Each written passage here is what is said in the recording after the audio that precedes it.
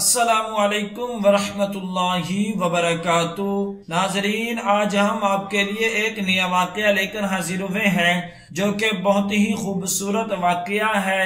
یہ واقعہ حضرت اسماعیل علیہ السلام کو ذبح کرنے کا حکم، اور آپ حضرت ابراہیم علیہ السلام نے کہا کہ میں اپنے رب کی جانب والا ہوں، اب وہ میری رہنمائی کرے گا۔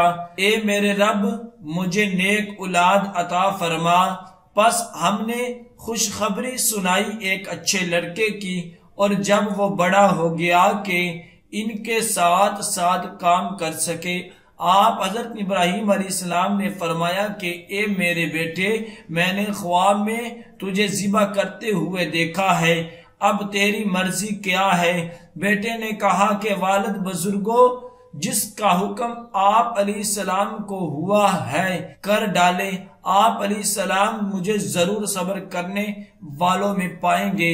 پس جب دونوں نے سر تسلیم خم گے اور باپ نے بیٹے کو پیشانی کے بل لٹایا، اس کا حال دریافت مت کرو۔ اور ہم نے ابراہیم علیہ السلام سے کہا، اے ابراہیم علیہ السلام، بے شک تو نے اپنا خواب سچا کر دکھایا، ہم نیکوں کو ایسے ہی صلہ دیتے ہیں۔ بے شک یہ کھلی آزمائش تھی، اور ہم نے ایک بڑا ذبیحہ اس کے فدیہ میں دے کر اسے حضرت اسماعیل علیہ السلام کو بچا لیا، اور ہم نے ان کے ذکر کو چھوڑ رکھا آنے والوں کے لیے۔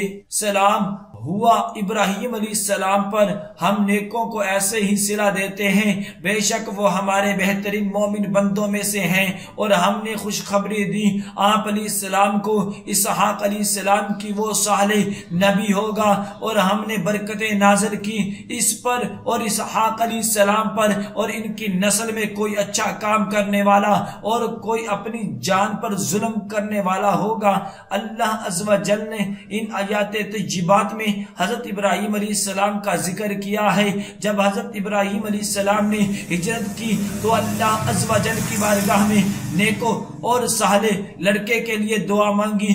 اللہ عز و جل نے آپ علیہ السلام کے بیٹے کی خوشخبری دی، اور حضرت اسماعیل علیہ السلام تھے۔ حضرت ابراہیم علیہ السلام کی عمر مبارک جس وقت حضرت اسماعیل علیہ السلام تولد ہوئے 86 برس تھے۔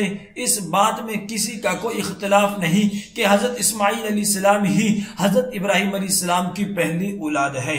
دعا ہے کہ اللہ تبارک و تعالی ہم سب کو ان کلمات پر عمل کرنے کی توفیق عطا فرمائے۔ صدق اللہ العظیم۔